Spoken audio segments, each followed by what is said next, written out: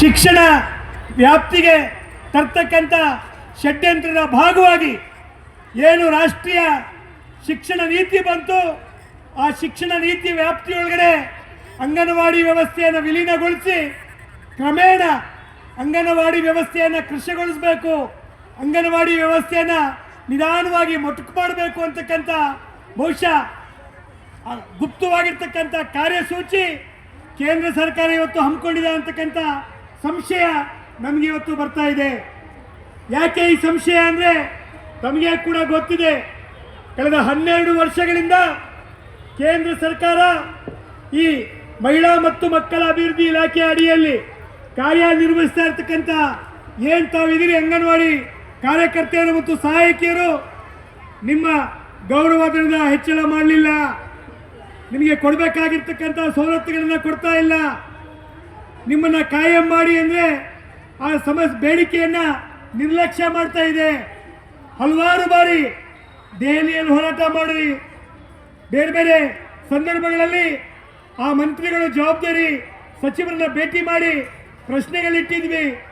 ಹಲವಾರು ಬಾರಿ ಎಂಪಿಗಳನ್ನು ಭೇಟಿ ಮಾಡಿ ಅವರ ಕಚೇರಿಗಳ ಮುಂದೆ ಹೋರಾಟ ಮಾಡಿ ಈ ಸಮಸ್ಯೆಗಳ ಬಗ್ಗೆ ಗಮನ ಸೆಳೆದ್ವಿ. ಬಹುಶಃ ಪ್ರಥಮ ಬಾರಿಯಾಗಿ ಕಳೆದ ಪಾರ್ಲಿಮೆಂಟಿನ ಏನು ಬಜೆಟ್ ಸೆಷನಲ್ಲಿ ಸುಮಾರು 16 ಸಂಸದರು ನಮ್ಮ ಅಂಗನವಾಡಿ ಆಶಾ ಕಾರ್ಯಕರ್ತೆಯರು, ಬಿಸಿ ಊಟ, ಅಂಗನವಾಡಿ ಕಾರ್ಯಕರ್ತರ ಸಮಸ್ಯೆಗಳ ಬಗ್ಗೆ ಗಮನ ಸೆಳೆದ್ರು.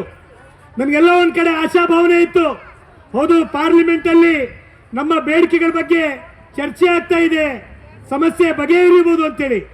ಆದರೆ ನಾವು ಬಜೆಟ್ ನಿರ್ಮಲಾ ಸೀತಾರಾಮನ್ ರವರ ಬಜೆಟ್ ಭಾಷಣವನ್ನು ಆಲಿಸಿದ ಮೇಲೆ ಗೊತ್ತಾಯಿತು, ಇದೊಂದು ಮಹಿಳಾ ವಿರೋಧಿ ಸರ್ಕಾರ, ನರೇಂದ್ರ ಮೋದಿ ನೇತೃತ್ವದ ಸರ್ಕಾರ ಮಹಿಳಾ ವಿರೋಧಿ ಸರ್ಕಾರ.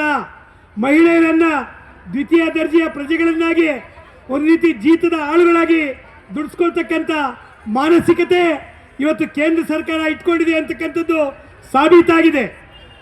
ಅದರ ನಂತರ ಈ ರಾಜ್ಯದಲ್ಲಿರ್ತಕ್ಕಂಥ ಸಿದ್ದರಾಮಯ್ಯ ನೇತೃತ್ವದ ಸರ್ಕಾರ ನಮಗೆ ಬಹಳ ನಂಬಿಕೆ ಇತ್ತು, 5 ಗ್ಯಾರಂಟಿಯನ್ನು ತಾವು ಜಾರಿ ಮಾಡಿದ್ದೀರಿ, ತಾವೇ ಹೇಳಿದಂತೆ 6ನೇ ಗ್ಯಾರಂಟಿಯಾಗಿ ನಾವು ಅಂಗನವಾಡಿ ಹೆಣ್ಮಕ್ಳಿಗೆ 15,000 ಕಾರ್ಯಕರ್ತೆಯರಿಗೆ 10,000 ಸಹಾಯಕಿಯರಿಗೆ ಕೊಡ್ತೀವಿ ಅಂತಕ್ಕಂಥ ವಾಗ್ದಾನ ಜ್ಞಾಪಿಸ್ತಾನೆ ಇದ್ದೀವಿ.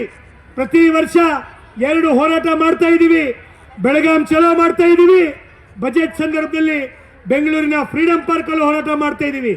ಆದರೂ ಕೂಡ ಈ ಸರ್ಕಾರ ತಾನು ಕೊಟ್ಟಂಥ ಮಾತನ್ನು ಉಳಿಸ್ಕೊಳ್ಳೋದ್ರಲ್ಲಿ ಎಲ್ಲ ಒಂದು ಕಡೆ ಎಡುತ್ತಾ ಇದೆ ಅಂತಕ್ಕಂಥದ್ದು ನಮಗೆ ಇವತ್ತು ಗೊತ್ತಾಗ್ತಾ ಇದೆ. ಅದಕ್ಕಾಗಿ ನಾವಿವತ್ತು ಒತ್ತಾಯ ಮಾಡ್ತಾ ಇದ್ದೀವಿ, ಏನು 6ನೇ ತಾರೀಕು ತಾವು ಬಜೆಟನ್ನು ಮಂಡನೆ ಮಾಡ್ತಾ ಇದ್ದೀವಿ ಸನ್ಮಾನ್ಯ ಮುಖ್ಯಮಂತ್ರಿಗಳೇ, ಆ ಬಜೆಟ್ ಸಂದರ್ಭದಲ್ಲಿ ಈ ಹೆಣ್ಣು ಮಕ್ಕಳ ನೋವನ್ನು, ಈ ಹೆಣ್ಣು ಮಕ್ಕಳ ದುಃಖ ದುಮ್ಮಾನಗಳನ್ನು ಆಲಿಸ್ತಕ್ಕಂಥ ದಿಕ್ಕಿನಲ್ಲಿ ತಾವು ಬಜೆಟ್ ಮಂಡನೆ ಮಾಡಬೇಕು. ತಾವು ಕೊಟ್ಟಂತ ವಾಗ್ದಾನದಂತೆ 15,000 ರೂಪಾಯಿ 10,000 ರೂಪಾಯಿ ಗೌರವಧನವನ್ನು ಹೆಚ್ಚಳ ಮಾಡಬೇಕು ಅಂತೇಳಿ ನಾವಿವತ್ತು ಆಗ್ರಹ ಮಾಡಲಿಕ್ಕೆ ನಾವು ಫ್ರೀಡಂ ಪಾರ್ಕಿಗೆ ಬಂದಿದ್ದೇವೆ. ತಾವಿವತ್ತು ನಮ್ಮ ತುಟಿಗೆ ಜೇನ್ ಸೋರಿಸಿ ನಮ್ಮ ಮುಡಿಗೆ ಹೂ ಮುಡಿಸಿ ಹೋಗ್ತಕ್ಕಂಥ ಕೆಲಸ ಬೇಡ.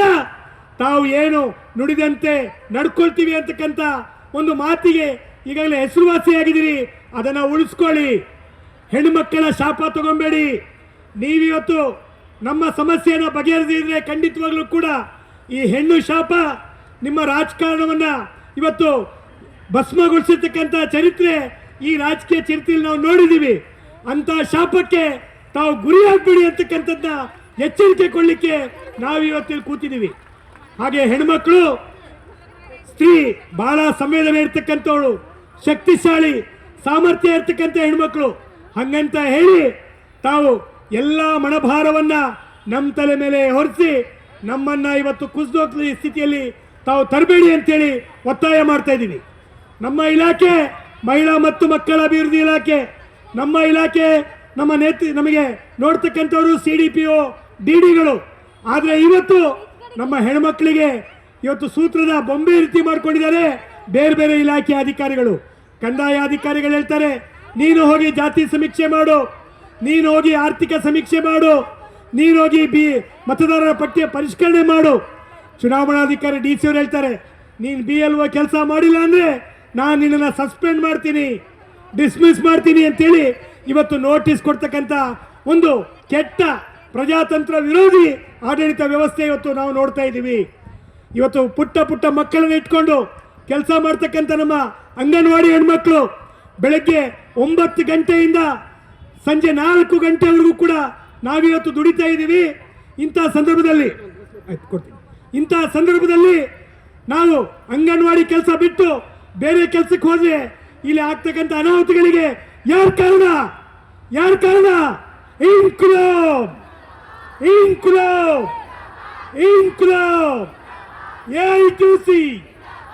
AITUC ಹೆಚ್ಚಿನ ಹೊರೆ ಬೇಡವೇ ಬೇಡ.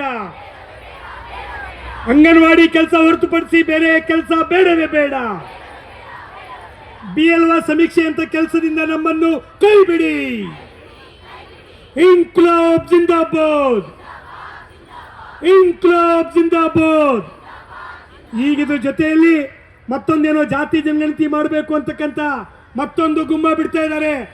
ನಾವು ಬರೀ ಜಾತಿ ಜನಗಣತಿ, ಆರ್ಥಿಕ ಸಮೀಕ್ಷೆ, SIR ಇದೇ ರೀತಿ ನಾವು ಸಮೀಕ್ಷೆ ಮಾಡಿಕೊಂಡು ಕೊನೆಯದಾಗಿ ಒಂದು ಪಟ್ಟ BLO 1,000 ರೂಪಾಯಿ ಕೊಡ್ತೀವಿ, ತಿಂಗಳಿಗೆ 12,000 ರೂಪಾಯಿ ಸಿಗುತ್ತೆ. ಅದಕ್ಕಾಗಿ ನಿಮಗೆ ಆಸೆ ತೋರಿಸಿ ಕೆಲಸ ಮಾಡ್ತಿದ್ದಾರೆ. ಮಾಡಿಸಿ ಸ್ವಾಮಿ ಕೆಲಸ. ಯಾರಿಗೆ ಶಕ್ತಿ ಇದೆ ಅವ್ರ ಕೈಲಿ ಮಾಡಿಸಿ.